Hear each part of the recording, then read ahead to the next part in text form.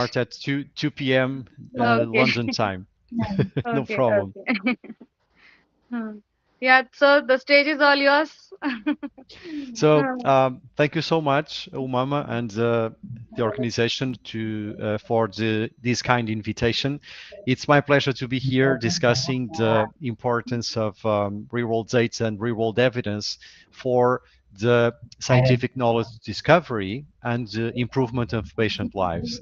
So that's what I'm going to address. I have a bias, let's say, on real-world data. I work in this area, so my presentation, the materials I have prepared will cover not only real-world data and real-world evidence, but more specifically real-world data. So let me share some slides I have prepared for you. Let me just move to the right window. Antonio, I have a little request. Sure. Our host has prepared a short introduction of you. Yeah, sure, of course. Go Yeah, ahead. yeah, Thank yeah. you. She want to introduce you in front of everyone. Thank you After so that, much. the stage will be all yours. Thank you. Thank you so much for joining early. Ritika, you can continue, please. Yes, ma'am. Good evening, everyone. On behalf of SCRMP, it is my pleasure to warmly welcome all the participants, students, researchers, and professionals joining us today for this insightful webinar. My name is Ritika, and I will be your host for today's session. SCRMP is growing as a global platform connecting students, researchers, industry professionals, and academic institutions, and we are actively working with CROs, pharmaceutical companies, and universities to promote knowledge sharing and professional development in the healthcare and life sciences sector. And today's topic is extremely relevant and impactful in the modern healthcare and pharmaceutical landscape. Our webinar is titled Real World Data and Real World Evidence in the Life Sciences Industry, driving value from data to decision making. And in today's era of data driven healthcare, real world data and real world evidence are transforming the way pharmaceutical companies, researchers, and healthcare professionals understand treatments, improve clinical outcomes, and make better decisions for patient care. This session will provide valuable insights into how real world data is collected, analyzed, and applied to generate meaningful evidence that supports innovation in healthcare. We are truly honored to have a distinguished speaker with us today who brings executive expertise and global experience in this field. Now, before I begin, I would like to briefly go through a few housekeeping guidelines. I would like to request all the participants to keep your microphones muted throughout the session. We will be having a Q&A session at the end of the webinar where your questions will be addressed by our speaker. Now, without further delay, let me introduce our esteemed speaker for today. It is great privilege to introduce Professor Antonio Valente Sir, PhD MBA. Professor Antonio Valente Sir is a senior life science executive and senior international lecturer with extensive experience in the pharmaceutical and healthcare industry. He currently serves as the Senior Business Development Director at IOMED Medical Solutions, a company that uses artificial intelligence to activate and analyze real world data for observational and clinical research in the life sciences sector. Prior to joining IOMED, Professor Valente had led the Segnment Health Data Spain business unit in Barcelona, where he worked extensively on healthcare data analytics and pharmaceutical intelligence. Through his work, he supports pharmaceutical and biotechnology companies in leveraging the real world data and real world evidence to drive scientific discoveries and improve patient health outcomes. Alongside his industry career, Professor Valente has been an active academic. He serves as a lecturer at several prestigious institutions, including the European University in Portugal, ESIC Business and Marketing School, the ESAME Pharmaceutical Business School, and EIG Business School in Spain. At these institutions, he teaches real world data, real world evidence, business intelligence, marketing research, and digital marketing in healthcare. His academic research focuses on healthcare policy and physician prescription behavior, making him a leading voice in understanding how data influences real healthcare decisions. We are truly privileged to learn from someone with such a unique combination of industry leadership and academic expertise. Without taking much of your time, it is my great honor to invite Professor Antonio Valente to deliver today's session. The stage is all yours, sir. We are eager to learn from your insights. Thank you. Thank you so much for your kind introduction. So let me start by sharing my screen, sharing the right window. So normally you should be looking into my PowerPoint presentation now. Blue screen, yeah? So, okay, I'm assuming you are seeing my PowerPoint. So thank you once again for the kind invitation. It's my pleasure. I really love doing events like this one. And the agenda I've prepared includes several topics. So we'll start with base concepts. Then we'll move to the main sources of real-world data that the life sciences industry uses to generate evidence and create value. I'll also discuss with you some of the rationale and benefits of using real-world data. I will provide you an example of a real database consisting of patient records anonymized for you to see how it works in practice. The industry usage of real-world data, so you have the life sciences, they may use it for research and development purposes or market access or different settings and goals. Of course, real-world data and real-world evidence also have limitations too, and we should be aware of ethical considerations, because if we are using patients' data, then we should really be careful. So we'll discuss also topics of data privacy, data anonymization, pseudonymization, informed consent, opt-in or opt-out. So several topics we will discuss too. I'll share also some additional insights, key takeaways, and then of course we'll have our questions and answers. And at the end, I will provide you some readings that you may find useful if you want to know more about these topics. So the goals of the session are to provide you a basic understanding of what real-world data, real-world evidence concepts are, and how we in the life sciences use those instruments or tools to help create evidence. And this evidence will help decision makers approve indications, approve certain prices, approve changes in the guidelines of the treatment. So my goal is to really provide you a basic understanding of what these concepts are and how you use them to help patients have better lives, because at the end, that's what we are looking for here. So if you are more advanced in these topics, so please be kind. I prepared this presentation really to give you basic understanding of these topics.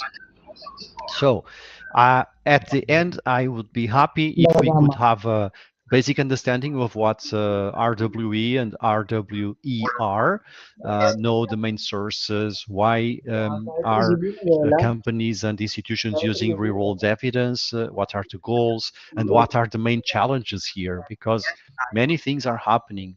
You have the FDA, you have the EMA, and other institutions doing very good initiatives, and having these initiatives ready to help define standards of quality, and it's really important what is happening. I believe that, and at least until 2030, this industry will keep growing at double digits. So if you are excited with this area of real-world data and real-world evidence, I think it's the right time to jump in. So base concepts. We all hear about drug safety, big data, reimbursement, medical affairs, market access, regulators, HTAs, research and development, real-world data. So real-world data and the real-world evidence are linked to all these points, even sales and marketing. But that would be for a later discussion. So from a scientific point of view, institutions, HTAs, payers, etc., demand or require data that can help demonstrate in the real life with real patients, real physicians, real interactions to complement the evidence gathered in clinical research, in clinical trials, right? So this is a topic that I will also discuss with you. So real-world data and real-world evidence touch all these points here and many more. I prepared this word clouds. And the concepts of real-world data and real-world evidence are very simple. So the first one, real-world data, is data related to the data that is collected every time a patient interacts with his or her healthcare system. I mean, um, primary care consultations with the GPs, visits to the specialties in the hospital in external consultations, visits to the emergency room, and many other interactions. If this data is collected properly about patient health status or vaccination, etc., from a variety of sources, then this is data coming from the real world or real world data. And it has evolved so much. When I started my career in the 1990s, many things were still done using paper, which was a mess. I mean, we had something called patient diaries and physician diaries every time we'd like to have evidence to detect patterns in those data, right? So, but now, of course, it's everything used in a digital way. It facilitates a lot the collection of this data. And then real-world evidence appears when we use this data coming from the real world to generate evidence. And in this evidence, we are really trying to find patterns here. Small example. A pharmaceutical or biotechnology company may be interested in demonstrated with real patients, with their real interactions and comorbidities, ethnicities, etc. They may be interested in demonstrating that their treatment, let's say drug A, works better in a real setting than drug B, C, or D. And then they will query the database asking, oh, how many medical appointments do these patients have, the ones being treated with product A, B, C, etc.? How many medical leaves there are in these patients, and how many hospitalizations? What about the mortality? What about comorbidity? What about the cost of treatments? And then they may find out that maybe their treatment is behaving in a more effective way. We are not looking at efficacy here and safety because that was covered in clinical trials. We are really looking into, in real settings, does this treatment perform as it was supposed to perform? And then, of course, many companies can use those patterns and evidence and, the burden of the disease, what the health infrastructure saves by using this treatment in first line instead of that one. Those are incorporated into value dossiers that can then be submitted for pricing requests, for reimbursement requests, and other topics. So real-world data transformed into real-world evidence by detecting those patterns in the data. And real-world data, sometimes my clients ask me, so what's the difference between primary data and secondary data? So primary data is the one that is collected specifically for research purposes and is typically prospective. So from here to the future, it is ad hoc, which means that it is specific to the needs of that study, of that protocol. Whereas with secondary data, which is the most commonly type of data used in real-world data, as you know, the data is collected for other purposes. So the data is collected for the normal management of patients' health in hospitals, health centers, clinics, etc. And then we use this data retrospectively, so to the past, anonymous data, to detect those patterns that I was mentioning. So one thing is primary data, and another one is secondary data. So this is a summary of what I've discussed so far. So real-world data plus analysis and interpretation and detecting those patterns I was mentioning before creates actionable and meaningful real-world evidence. And this means that the goal of detecting those patterns and generated good evidence is, of course, contributing again to scientific knowledge discovery and to the improvement of patient outcomes. You can tell me, but companies do earn money and have profits doing that, right? So the pharmaceutical biotechs, of course, it's legitimate. So on the one hand, they are benefiting the patients, having better treatments with higher access to these new medicines, and of course, they have to have business and profit as well because they invest a lot generating those drugs and testing them in clinical trials, etc. So it's all in all, it's a win-win situation, also including the healthcare authorities.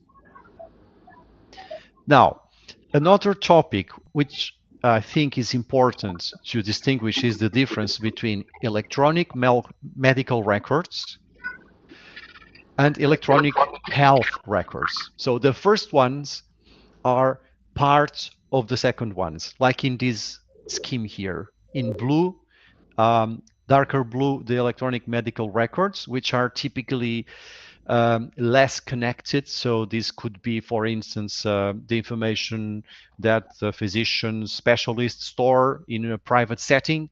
So they have the medical treatment history of the patients in one practice. On the other hand, electronic health records are more holistic. So they include linkage between primary care, secondary care, some of them also private healthcare settings. So they can have scientists using this data, researchers can have like a 360 view of what is happening with these patients in terms of, Antonio, yes. really sorry for the interruption. Your slide is stuck to page 1. Oh, I'm so sorry. Let me try No again. So problem. No to problem. Yeah, we're I, able to see the base concepts now. so let me try again. Okay.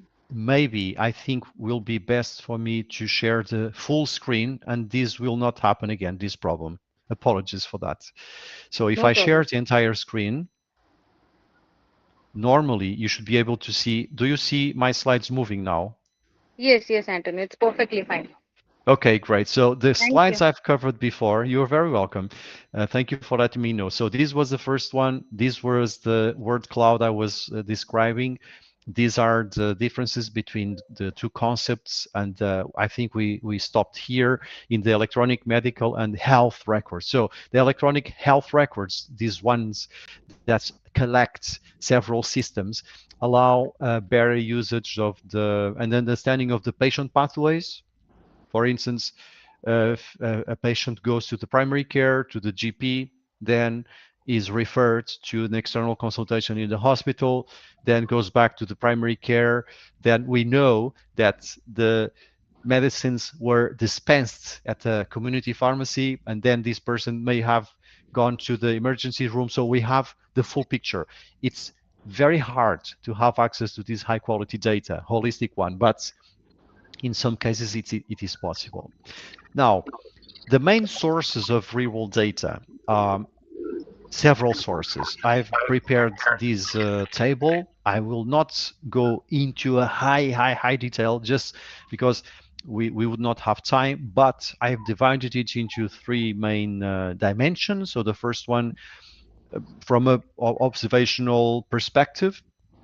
The second one, it's more like research connected, systematic reviews and meta-analysis that generate patterns using many publications and other sources. So let's start with the observational studies and with the EMRs and EHRs, so electronic or health medical records.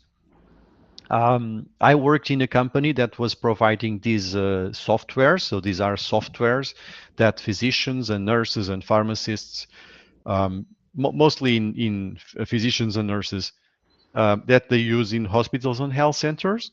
So let's say I'm a physician and you are a patient. So you are telling me, for instance, oh, I'm having these symptoms, headache, etc. And I, as a physician, can add those diagnosis codes into the medical history, right? I can drop a list box and start writing headache or migraine, and immediately I can add that to the medical history. Of course, if I'm prescribing something, a treatment, I will also add that to the medical history. So we have, on the one hand, structured data. So we use list boxes to choose the right diagnosis codes and the right products and prescriptions and frequency, etc. And on the other hand, we also have clinical notes, so free text that physicians write in the patient medical history. For instance, in addition to putting the diagnosis codes of migraine, etc., and the treatments, we can also add this person has a medical background of people with migraine, his mom, his dad, his brother. So text that helps generate context, and it's like the glue connecting the medical history of the patient. So these are systems, these are softwares called the electronic health or medical records. We also, and I would say that probably, I don't have a firm number, but at least 80%, probably more, of the real data sources come from electronic health or medical records. So also biobanks. A biobank is a biorepository that stores biological samples. It's not quite there yet in terms of usability, mainly because of privacy. It's not easy to have access to this type of data, but it's possible. Health monitoring devices and health apps.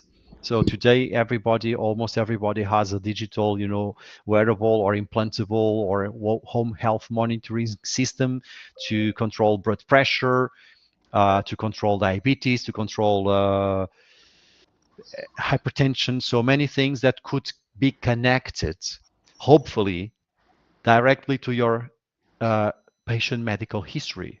Otherwise, it does not have much value. But there are a lot of innovations right there with internet connectivity.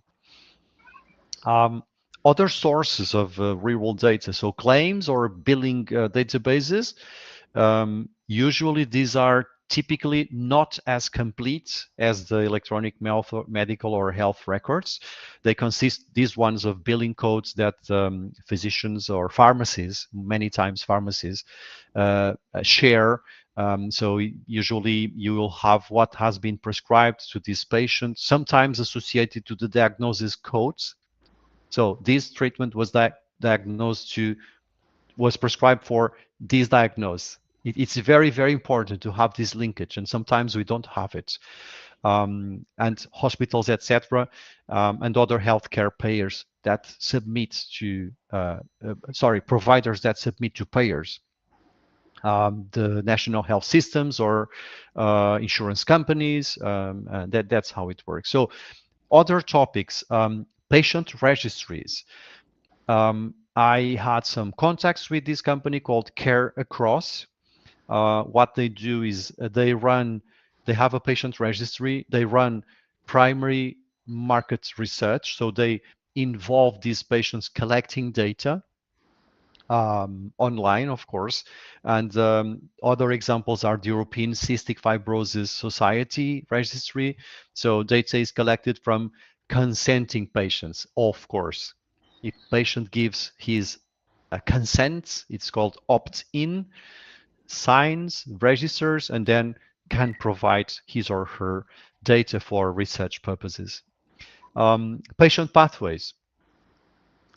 These are usually indistinguishable from electronic or medical or health records. They allow the evaluation of drugs and treatment costs, demographics, biomarkers, and treatment sequences, but it's many times it's the same as the electronic or medical or health records. Then we can run, I've touched this point a couple of minutes ago, so we can run ad hoc research with patient and physician surveys. Now, if you ask me, is the quality of this research ad hoc based on questionnaires as good as the quality of a very well structured and maintained electronic health record? I would have to see and to analyze. Now, when you are using real-world data from electronic health or medical records, typically you will not find many biases that you may find here in ad hoc research with paper-based or electronic questionnaires by patients and physician surveys. Sometimes patients are not really prepared for the task of answering a questionnaire, may not really understand the scales and what is being asked, and physicians may be very busy and may not complete the diaries every time they receive a patient with those characteristics. So I'm not telling you it's poor quality, but it's a complementary survey. It's a complementary study that many companies are using, and with good results. We also can have meetings with patients, for instance. We call them focus groups, aimed at obtaining deeper insights. These are not quantitative by nature. They are qualitative. You will not get from a sample of 8 or 10 or 12 people there, you will not get a percentage of this or of that. However, you will generate context. You will be able to understand what the impact is in their lives of their condition, of their ailment or their disease, right? So it's a complementary study to provide context to quantitative conclusions you take from real world data. So it's again a complement, an add-on that you can use to better understand results and to provide this feedback, because numbers sometimes tell you, they sometimes do not tell you all the history, all the story related to what is happening to patients. Now, what is the rationale and benefits of using real-world data? I'll cover these topics. I have to accelerate a little bit. So the main drivers for the growing of real-world data and evidence are the fact that they complement the clinical trials. Clinical trials are defined in a very hermetic way, and they have to, because the goal there is to minimize the confounding or to eliminate the potential confounding.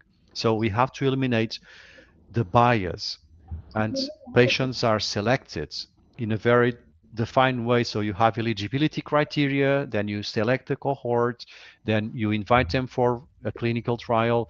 So you are measuring mostly efficacy and safety.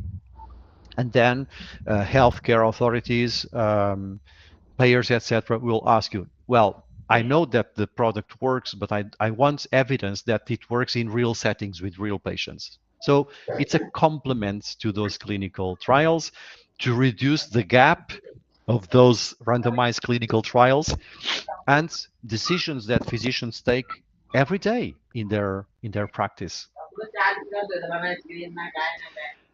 Other drivers that are helping the growth of these areas is the fact that they serve many purposes and create new opportunities for evidence generation in drug development.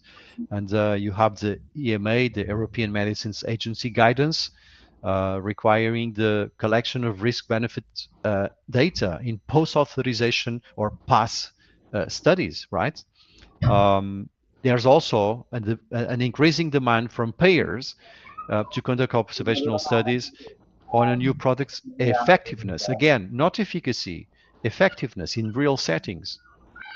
Of course, the growth of electronic tools, including new analytic capabilities, mainly artificial intelligence, applications of natural language processing or NLP that I'm working with at the company I'm working at, by the way, IOMED. And these are all helping generate an incredible amount of data. The problem now is that sometimes that data is put in silos and it's not usable. Many of the data, or a big part, probably 80% or more of the data, is non-structured data. It's data coming from clinical notes, but I will speak about that later. So now continuing in the main drivers justifying the growth of real-world data and evidence. The potential to improve health outcomes and cost effectiveness in new technologies. The 21st Century Cures Act from the FDA, the HTA regulation that entered into force in Europe in January 2025, that now establishes the framework where companies should use evidence for development, authorization, and supervision of medicine. So that's all building, generating or increasing the importance of real-world data and evidence. And then you have many initiatives. I'm pretty sure you have heard about some of these. Darwin EU, the Data Analysis and Real-World Interrogation Network. It's an initiative from the DMA and the European Medicines Regulatory Network that is building a federated group of sources in several countries to help accelerate the access to high quality data. And you will find, if you go there to their website, you'll find several databases coming from different countries. I mean, hospitals, registries, etc. It's a very, very interesting initiative. Odyssey, Observational Health Data Sciences and Informatics. It's an initiative. They work together to create packages of codes. It's basically created. They created the OMOP data model in after 2014. OMOP it's a common data model that is used for observational research to help facilitate the analysis. You also have EDEN, the European Health Data and Evidence Network. They provided support through grants to many hospitals and even private institutions. I worked in one of those private institutions that received the grant from EDEN to help map the data from different ontologies like ICD-9, ICD-10, LOINCS, NOMED, etc. to OMOP.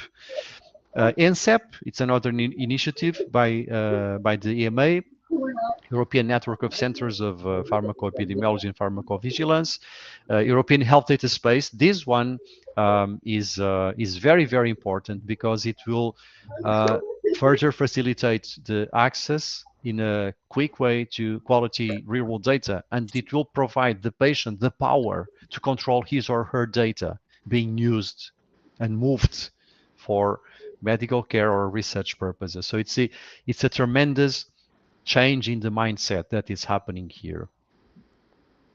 Okay, let me now show you an example of a real data set, Okay, I will not cover all the tables there, but let me just show you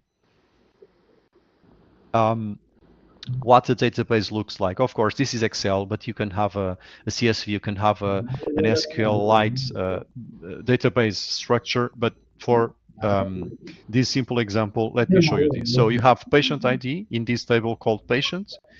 This is an anonymized ID. Of course, we must not know the name and the identification of the patient. You have the doctor ID, the gender of the patient, and the birthday date. So you see that on purpose, you will not find the day. You will only find the year and sometimes the month. Why is it like that? To help keep the records anonymized.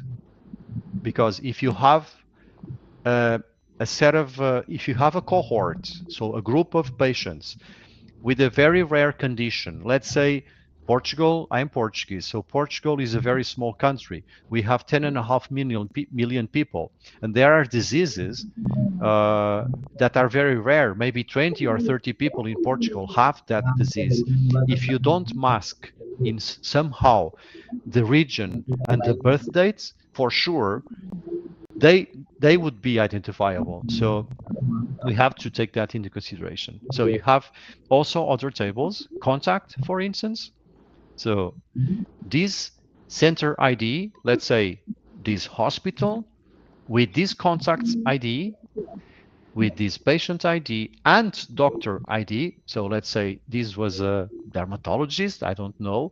In this date, 27th of August 2015, contacts, you may have uh, a contact that is a face-to-face consultation or a remote consultation or other types of consultation, a home consultation.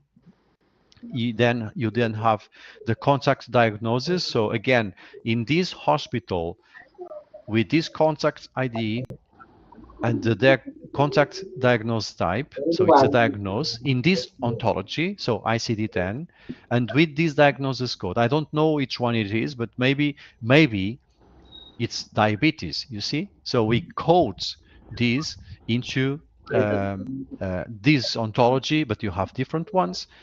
Then you have here a center ID, contact ID, so the contact prescription. For this diagnosis code, the physician has prescribed this drug with this sequence, with this dose, 1 or 2 doses, every 24 hours or 12 or 8, you see, duration, etc. And then you may have other tables. I will not show them all, not to lose more time. So you have this one. Let me just move this here. So you have the delivery for this ID with this diagnosis code, this product ID. The medicine was delivered in the pharmacy in the 27th of August. So the physician knows when the dispensation occurred and the delivered product. Okay, so maybe it was a generic because it's not the same. You see? In this case, it is the same. And then you have contact exams, medical acts, sick leave, and many other, allergies, antecedents, so on and so forth. So vaccination, etc. So this is an example of a true real-world data that is then used for research purposes. Okay, let me just go back again. How does or what for? What is the industry doing with all this data and trying to generate evidence? So the industry, I've divided these into several dimensions. The main one is this one: pharmaceutical and biotechnology, regulators, payers. So these are the main users of the real-world evidence. Okay, let's cover them. But you can have other stakeholders using real-world data as well and the evidence. So let's start with manufacturers. This is very, very simplified. Okay, so again, thanks for the kindness. I try to simplify as much as possible. Maybe I could have found other ways of showing it, but anyway, therapeutical scope, economic and commercial. In the therapeutical scope, I've divided these into research and development, pharmacovigilance or safety, and medical affairs. And let's start with those ones. One of the interesting things is that many patients suffer in silence. So it means that they do not have available treatments to treat their condition, and the companies do have some difficulty finding those patients that have not been covered or are not being managed by the healthcare infrastructure, right? So real-world data sometimes and evidence is used to discover unmet medical and patient needs. If you analyze the prevalence of a condition in one region and you detect that it is the double of the prevalence in other regions, so what is happening there? Are these people different? What is happening? I mean, it's really important to dig into that. So we can use real-world data to do that. We can also use real-world data to support clinical trial design, because we can look on what is happening with the population, with real patients. What is the average age of people having this condition? What is the number of comorbidities? I mean, other diseases they may have, diabetes, cholesterol, hypertension, anxiety, etc. So what is the characterization of those patients? Then we try to mimic those characteristics or eligibility criteria in the clinical trial. Another difficulty that many companies have and research centers is that it is very difficult to go through all the medical history of patients, for instance, in a hospital, to try to find eligible patients for clinical enrollment.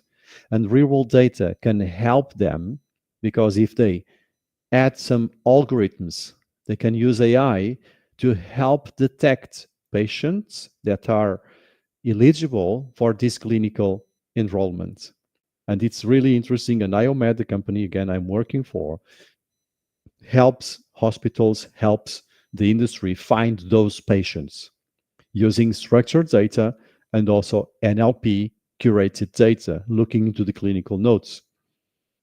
So these are some of the benefits that companies and industries have by using this data in the scope of research and development. But you also have pharmacovigilance and safety, because if you look into the retrospective data of patients, maybe you will find there some adverse events registered in that data. And if it happens, faster we will be able to engage with the patient or try to find out what is happening. Is this an adverse reaction in one patient or is it in 10 patients? So what is happening here? Can we detect what is the situation behind it? Is it a problem with our treatments? So it's important to have access to this data. In the scope of medical affairs, so you know that drugs are approved for certain indications. And the medical affairs team wants to know, is my drug or are our drugs sold by our company being used the right way? Are they being used off label? Are the patient profiles they are being prescribed to the real ones and the correct ones? So having access to these longitudinal sets of data, we can try to find these patterns. So let's look at the patient pathway. Let's look at the patient characteristics of those of the ones using those treatments. So good practice analysis versus patient profiles, etc., and also to help the pharmaceutical companies detect eventual needs that they have to adjust the training to the given by the MSLs to the physicians, and of course complement clinical research with other data coming from real practice. How is the treatment being used in complex conditions, in comorbidities? It's really important to have access to that data. Of course, the data is also used from a, like I would say, economic/market access perspective. So these departments guarantee that the patient has access to the right treatments in the right moments at the right cost. It's the philosophy of a market access department. And some examples: epidemiology analysis, the burden of the disease to justify a certain price for these products, budget impact models, even the pricing of the products, and accelerates also, of course, time to market, especially in situations where patients will not survive unless they are treated with a sometimes a very expensive treatment. And there are ways to accelerate the approval of these products. From a very similar, it's in the same scope, health economics and outcomes research perspective. We use data to demonstrate outcomes, to compare different treatments, to generate this evidence. Look, my treatment is better, is more effective in real practice than this one and that one, and for data modeling purposes, right, in real clinical practice. Commercial scope. Marketing. Maybe some of you are now shocked by hearing me speak about marketing using patient data. Wow. Well, it's legitimate that companies can use this data in an aggregated way, not using patient level data, right? But they can understand what is happening at the moment of the prescription, right? There are no biases. They can compare the share of prescriptions of their products against, let's say, sell-in data. I mean, market share. So the market share they have when the product moves from the wholesalers to the pharmacies, and they can compare it also against sell-out market share, which means that it's the share that when the product is sold to patients or dispensed to patients. So it's complementary data. They also can use this data to develop patient adherence programs to help improve patient health. It's a big issue, the adherence and the compliance, and identify intervention areas, help run screening initiatives, because they can detect, in this area of this country, the registered prevalence in the healthcare systems of this condition is very low. So these patients are suffering in silence. Let's engage with the health authorities and do some screening for free for these populations. Okay, they can use that as well to set their strategy. In sales, the same, health fine-tune sales forecasts, but again, in an aggregated way. They should not be using these to at a patient level data, of course. Strategic, they can find patterns that can reveal additional indications for drugs currently in use. In real-world data, we can detect that a certain drug is being prescribed off-label for a certain condition, and patients are doing well, are doing fine. Think about, the drugs that are being used for diabetes, that can also be used for obesity, right? So that's one of the examples. Different stakeholders can also use real-world data, like manufacturer association, so associations of pharmaceutical and biotechnology companies to help negotiate along the regulators. You also have, of course, the health authorities that monitor adverse events and support pricing, reimbursements, and guidelines, decisions. They will ask you for comparative effectiveness, etc. So they are one of the big users, probably the biggest user. Health insurers here, not as much yet, but I think it's growing in importance, because health insurance companies, if they detect that in a real setting of patients a certain condition is growing, then maybe they may ask themselves, should we ask for a higher price for the monthly payments of the insurance, right? The health insurance. So they can use data also to optimize their strategy. Other healthcare health insurance companies, some of them do have their own private clinics, and they can benefit as well, knowing the disease history, environmental factors, and be able to implement prescription pathways like first line, second line of treatment, etc., some guidelines, so on and so forth. The distribution channels can use real-world data as well. It's not as direct, it's not for pure research purposes, but for optimization, know their patients better. And of course, hospitals and health centers, clinics, they are big users of their own real-world data because they are the ones more interested in providing a good care to their patient population, right? So they use it to help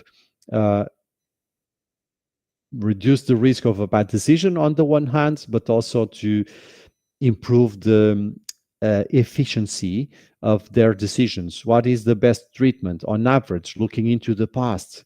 Oh, we were not aware, but patients being treated with this more, let's say, aggressive treatment earlier will have less hospitalizations or will die less. You see, so they can use that information as well as healthcare professionals. They can use physicians, nurses, pharmacists to better understand their population and increase patient engagement and adherence, so on and so forth. Consulting firms and contract research organizations, so the companies that usually run these studies for the life sciences, for the pharmaceutical companies, of course, use real-world data to generate that evidence that will later be presented to the authorities. Of course, last but not the least, academic researchers, universities use real-world data. We know that they need to publish. It's one of the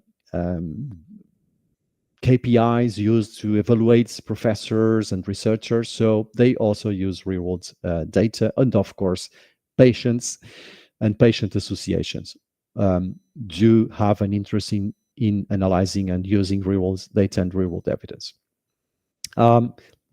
We are almost finishing. So what are the main limitations of real-world data and, of course, in the scope of real-world evidence? First, it's not easy to have access to quality data, and it is not usually fast, right? So you need to have a scientific legitimacy, a legitimate research question before you think of using real-world data, right? So you have to have a study protocol. In many countries, at least in Europe, you will need to go through an ethics committee. So there's your protocol here, for instance. You send it to the ethics committee for approval. If the protocol is approved, then after all the paperwork signed, so the contracts, etc., you can have access to the data for your analysis. But it takes a lot of time, right? And many times, the quality of that data is not optimal because maybe physicians are very busy and they do not put all the structured data there, and they just write, oh, I've prescribed this, I've prescribed that. And if it's in free text, it's less easy to use it. You can use NLP, of course. Real-world data suffers from internal validity because unlike a clinical trial where we can define all the controls, etc., and we can mitigate the confounding effects, in real-world data, it is exposed to those confounding factors. So in terms of external validity, there are some limitations. If the data set is small or not very well representative, even being a big one, for instance, if it's using certain profiles of people, upper middle class or high class, etc., it will not be representative of the population. And now I'm not talking about internal validity. I'm talking about external validity, or the extent to which this data represents real people from that area, from that region, from that country, right? You see? So limitations in internal validity, by other words, is what we are seeing what we should be seeing, and external validity. I mean, do these people represent the natural population of that area? So these are two limitations of real-world data. Lack of randomization, of course, it limits the generalizability. Apologies, and these are the main limitations. Of course, data quality. Sometimes we have different ontologies, ICD-9, 10, different ones. We have to map everything, usually to a common data model like OMOP. Sometimes the integration is not optimal. Difficulty in treating open text, and there are companies like IOMED to treat that open text, and other limitations. So we have to be conscious that we generate evidence, but we have to disclose the limitations associated to that evidence. Okay, so in the paper we are building, we have to mention that. Ethical considerations. Now, anonymization. Data is considered anonymized if we cannot identify an individual and there are no reasonably likely means to re-identify the individual. Once we strip the data of the personal identifiers, like the name or surname or the ID from the Social Security, then we call it non-personal data. And according to the GDPR, non-personal data can be used without patient explicit consent. So we can use it for legitimately, scientifically studies without having to ask the authorization. But if the patient wants to opt out, if the patient wants to knock the door at the hospital or at the Ministry of Health, look, I don't want to share my data anymore, then they can do it. It's called the opt-out, right? Now, you have anonymized data, which is typically or hopefully irreversible, and you can have pseudonymized data. It's when through an identifier, you can go back and identify that patient. One example, companies can use data that is anonymous. So they have access to a database, they are analyzing it, and they will see patient IDs like X001, X002, and then they think these patients could be good candidates for clinical trials. So company A is using that data, and then they send those IDs to the hospital, to the principal investigators at the hospital, and on their end, they could identify those patients. So they could check that patient X001, maybe Maria or John. So this is called the pseudonymized data using one key. So transparency. Providers and users of real-world data need to disclose the limitations of the data. One of the main limitations, based on my experience, is that mortality data is in many times incomplete. So what happens is, let's think of a situation where we have 5 hospitals providing data for a real-world evidence study. We know that the mortality is registered or recorded at hospital level. If the patient passes away in the hospital, then those databases will have that information. However, usually, if there's no connection to the central national registry of deaths, if that connection doesn't happen, if the patient dies outside the hospitals or the health infrastructure, then we will not know, and we will have an artificial, it's not an artificial, but we will have a patient that we think is alive, but it is not, unfortunately. So there are some limitations. And of course, privacy and data security, they have to take all the necessary actions to guarantee the security of the data. Some additional insights I would like to share with you, and then let's go to the questions and answers. So a concept called tokenization. It's more common in the United States. You have several companies. One example is Data Vans. I don't have any connection with this. I don't have interest in these companies, so I don't have shares. I can speak about that freely as a disclaimer. But they help map different sources of data using identifiers, because in some countries data healthcare is very fragmented, right? You have private care settings and you have multiple hospitals, and it's hard to have a good longitudinality. By other words, it's hard to have a long medical history of 5 or 10 years. And these companies help tokenize, they help identify John Smith or Jane in several databases and link them together. So this is an example. You will check that later.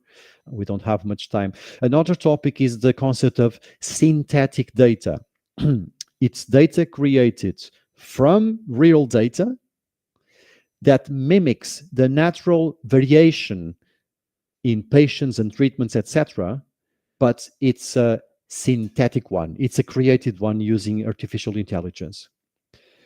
Sometimes when you have a very small population with a rare condition, a rare disease, you may have 30, 40 patients in one database. It's too little, too small. Sometimes companies think of using synthetic data to create more patients and interactions that are artificial. So there is still some resistance from some companies and institutions, but it's evolving. Aetian, a company that was acquired by Datavant, acquired Replica Analytics a few years ago. It's a company specialized in synthetic data, and the FDA and the EMA have jointly released guiding principles for AI in drug development, addressing also synthetic data. So step by step, the institutions and companies are using more and more applications of synthetic data for this specific scope, but we have to be sure that the models really replicate what happens in real databases. And here you have a table that compares several dimensions of synthetic versus real data in validity, anonymization, etc., etc. The main advantage of the synthetic data is that we don't need to anonymize anything, because synthetic data does not represent real patients. But it's a technology that is being discussed. So key takeaways before the questions and answers. The importance is growing, guys. Again, if you like this area, it will keep growing. It has many usages. The real-world evidence is being requested by authorities, by payers, by deciders, and it will be having increasingly higher importance. I've just attended an event last week in Amsterdam, World EPA Congress, and I am attending every year eSport Europe and other events, and the discussions are wonderful. The technology is growing, the usage of AI, to help again increase the quality of the data and to provide more reliable evidence that can support the payers, their decisions, and improve patient lives. If you want to know more, I've just compiled a few topics. So you have eSport, you have the EMA, if you want to know more. Also topics about the European health data space and about the FDA too. So plenty of ratings for you. And now we go to questions and answers if we still have time.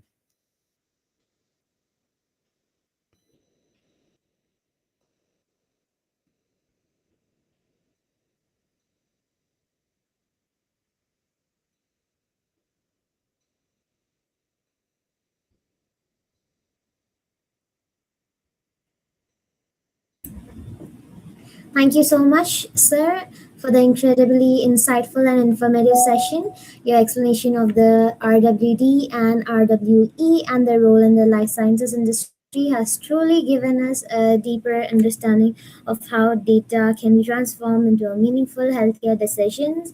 And I'm sure everyone found the session extremely valuable and inspiring. Now we will move into the question and answer session. And participants who have questions can type them in the chat box, and I will read them out. And Sir shall be answering the questions.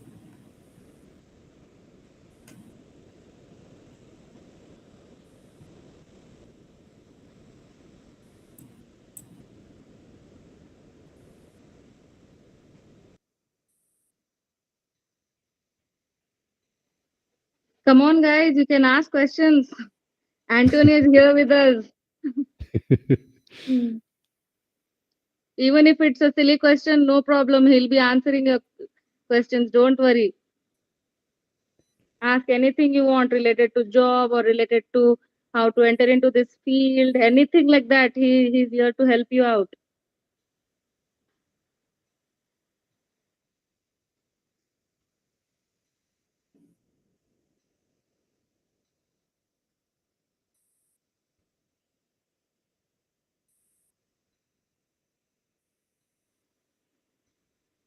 I think Antonio, they understood everything from today's session. They had a great understanding from start to end. Hi, sir. This is Varad Raut. Sir, I have a question regarding my degree. That how can a PharmD or a healthcare student get involved into RWE research project, and how the career opportunity exists in pharmaceutical RWE and health data analytics? Can you explain me, sir? Yeah, sure. It's a very good question. I have many students. I'm a lecturer as well as it was explained. So my students ask me, let me go around, but I'll answer to a question. So for this area, for real world evidence profiles, usually companies ask for either a medical degree, and these will be people managing or running the real world evidence studies, defining the protocols, etc., or pharmaceutical backgrounds, or a biochemistry background like biology. Nurses also, I see many in this career of real world data and real world evidence because they are used to those concepts and terms, etc. In terms of training, additional training, most of the people I'm working with has a Master of Science, sometimes in a science topic, others in like management, but it's more like on the scientific part of things. And there are some good programs in market access and in real world evidence. I did one when I lived in Barcelona called Market Access and Health Economics and Outcomes Research. So HEOR, it's also in with high demand. So you can think about that. You can find some face-to-face programs and also online programs. And the one I did was half face-to-face and half it was online. Okay, so for people wanting to start their career in real-world data and real-world evidence, I would recommend connecting to LinkedIn and to the websites of the companies because they have job postings there, and you can define automatic filters. For instance, real-world evidence, and your profile, your area, your preference, and then you can the same on LinkedIn. You can do that, and it will help you identify those opportunities. So that would be my recommendation. So if you are excited with this area. Sure, sir. I will definitely look into it. Thank you, sir. Yeah, you're very welcome. I think we have other question. Yes, sir. We have another question that how can bias be minimized in real world studies? Yeah, it's a big thing, huh? It's a big thing. So bias can happen, as I've mentioned, because of lack of internal validity And there it is really hard because you are not controlling all the factors, all the variables. So you may be having confounding variables. You don't have a precise control on the outcome. You can tell this is associated with that, right? But unless you are able to control everything, you cannot create a direct causality relation. So it's, you can say likely this happened because of that, but you can check associations. You can minimize bias in external validity by having access to databases that are representative of the whole population. And I did a couple of posters, by the way, to demonstrate external validity of databases. What I did at the time was I compared the demographics of the patient database against the national demographics of the country. So I went to the National Institute of Statistics, looked into the sex and age distribution and compared it. It was overlapping on the database, real-world database, and the national one. So good there. Then you can think how to minimize further. You can compare the prevalence of the main chronic pathologies, the national ones recognized by the country and published, against the ones you are seeing in the data. So what is the percentage of people with the diagnosis of diabetes in my database, real-world database? 15%. What is the percentage of the national recognized one? 14 or 16%. So we are aligned. A third topic you can use to minimize the, I would say, the bias is to compare the prescription patterns nationally against the ones you see in the database. So if everything is aligned, you can then tell the sources of bias are minimized. In terms of internal, it's more difficult, but external validity. So these are the, I would say, the main topics. Of course, you can do other things. You can do with statistics. You can try to find some outliers there, and you can decide to eliminate some outliers. There's a source of bias that's sometimes it's a wrong way of recording information. I can give you some examples. For instance, there are treatments that are gender or sex specific, right? So if you are treating a man suffering from prostate issues, you will prescribe treatments that can only be prescribed to men. So if you find women being prescribed those treatments, then okay, let's see what happens. So there are many things you can do, but I don't want to be quite technical. So my bias, technical. We have another question, sir. Yeah. What certifications or courses would you recommend for students interested in clinical research and real-world evidence studies?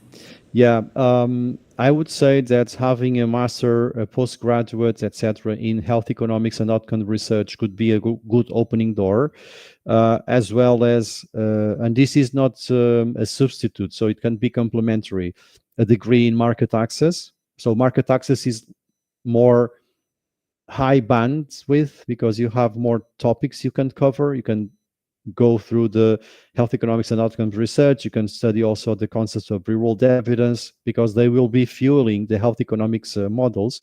So market access, health economics and outcomes research, real-world evidence specific programs. I did one in Oxford. It's a 1 week intense course in real-world evidence. You can also think of doing some training in epidemiology. By the way, I'm thinking of doing one in Italy. It's a 120 hours program in, what is the name of the city? Well, I don't remember, sorry guys, but it's in Italy. So epidemiology, markets access / health economics, I think would be good certifications to start thinking about this area. Sir, we have another question. That is Ruby Kasana. She's a PhD researcher. She in pharmacoepidemiology, transitioning to industry, and she's interested in building a long-term career in real-world evidence. And she would like your suggestion, guidance to enter in this field as she has done hospital-based RWD study. What a wonderful profile, Ruby. I mean, wow. I think once you complete your PhD, I think probably you have completed it. your profile is really, really appealing to the industry. So you have the scientific and technical background, and based on what I understand, you also have the knowledge of what's happening upstream at the origin, the way the data is collected, the data is used. So I think you have a very, very good profile. In your case, I would start probably with the big CROs. I mean, IQVIA, Senius Health, Parexel, Icon PLC, and many others. You just Google that, and you will find plenty of companies working in all the corners of the world. So definitely, I would start by there. And you can also try the big ones. Google the top 10 or the top 15 companies in the world. I mean, Lilly, Novartis, Pfizer, etc. What a wonderful profile. Yeah. In real world data and real world evidence with a PhD and the experience from the hospital side, definitely a very strong profile. And the next question is, sir, does systematic review and meta publication help to get the job in this domain? So let me try to find the question there. So I cannot find it, sorry. The question is from the other. Can you please repeat the parts. question? I cannot find it. Yes. Yes. The question is, does systematic review and meta publication help to get the job in this domain? So experience in those areas. Yes, I would say that they do. So the experience of but it will be more like downstream, because you'll have the experience of meta-analysis, which is wonderful, but I would try probably to get experience also and knowledge upstream of that, before that, right? How to build a study protocol, what are the main methodologies, the topics on epidemiology, because the people who are going to write the protocols do have to have that type of profile. So I would tell you, wonderful, but at the same time, try to have training on epidemiology, market access, or health economics and outcomes research. That would really help. Yes, thank you, sir. And then we have another question.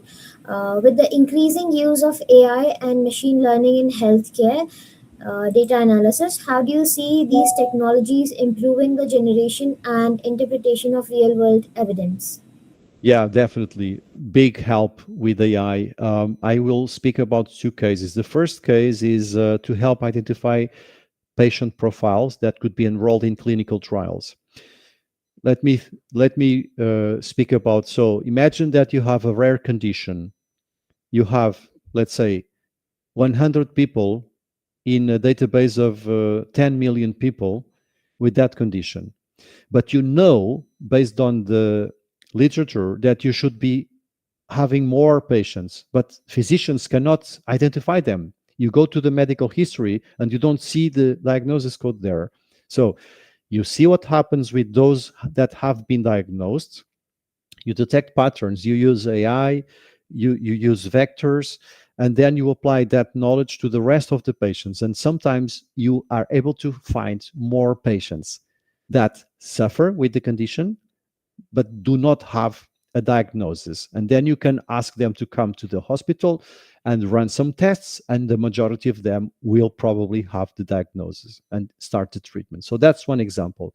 Another example is the fact that I have explained, that more than 80% of the value of the data is not structured. It's in clinical notes that physicians write, right? How can we use that? We can use NLP, natural language processing. So these are algorithms by AI that will read. So imagine that the physician has written, I have prescribed acetyl salicylic acid. So the system, the AI system, has the ability to detect which was prescribed and put that into a table in structured data in the table prescriptions. It also has the ability to detect the posology. I mean, 1 pill, 2 pills, the frequency, the diagnosis code, so on and so forth. And then Of course, you have to validate a sample of that. You can use physicians, real physicians, that look into the original notes written by the doctor in the consultation, and you compare it against what the NLP, the AI system, mapped. And you put yes, yes, no, check, check. Then the system is retrained again, it's retrained, it's processed again, and then when you have an F1 score, so it's a measure of quality that minimizes false positives and false negatives. So when this score is above 90%, you are happy that the accuracy and the precision are good in the mapping of the free text to structured data in table. So that's important. It's growing a lot. You have companies in Italy, you have companies in Spain, all across the world, in Belgium. I met some of them using AI to help improve the quality of real-world data. Thank you, sir. And there's another question. What technical and analytical skills are most important for students who want to work in the real world data industry? Yeah, I would say that having strong basis of R, it's a language for statistics, is really helpful. I mean, my colleagues using more like technical profiles that have more technical profiles have a strong basis in R. They also have a strong basis in artificial neural networks. I mean, basically models that can be used to extrapolate data. But yeah, a strong knowledge of R would be useful, and also a strong background with basis on epidemiology. Hello, Ritika. Just one last question, please. Already we have Yes, exceeded the time, because I and have to Antonio go. might be. Yeah, yeah, yeah. I have another meeting. Yeah. Yeah. Yes, So, ma'am. The last question, sir. How can real world data be collected during war or humanitarian crisis be transformed into real world evidence to guide faster medical and pharmaceutical decision making? Yeah, that's another good question. Thank you for that. I think independently of having war or humanitarian causes, real-world data should be collected on a regular basis, right? In different settings, because it's if the goal is noble, we can use real-world data to improve patient lives. At the end, that's what everybody is looking for, right? So I would not like to distinguish between periods of war or peace, or because it's always important. It's always important to have quality data. Now, if you ask me if the impact of a war would imply less resources, I mean financing, etc., then it would be even, I think, more important probably, because you would have to rely on quality data to decide the priorities, which are the patients that we should treat first, etc. But it's even hard to think like that, right? Having to take decisions on who to treat first. But anyway, it's, in my opinion, it should be always collected independently of the scenario.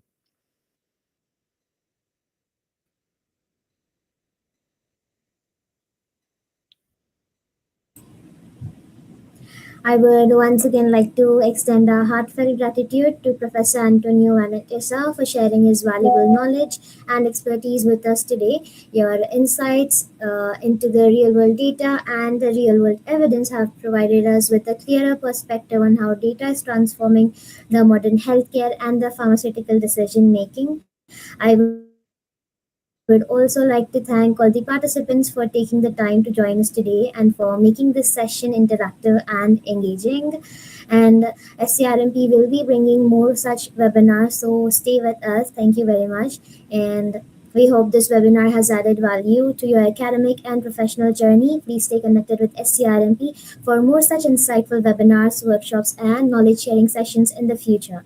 And I request all the participants to stay as we will be sharing the feedback form. And yes, this is Ratika signing off from today's webinar. Thank you everyone for joining us. Have a wonderful evening ahead. Thank you. Thank you so much thank you once so again much. for the invitation, and wish you a great weekend. Thank you so much, Antonio. Thank you for your time. I'm really sorry for extending the session. No, it's okay. It's okay. I Yeah. have a meeting and then I have to go with my kids to a medical appointment. Thank you so much. Okay. Okay. Thank you so Bye. much. Bye bye. Thank you. Bye.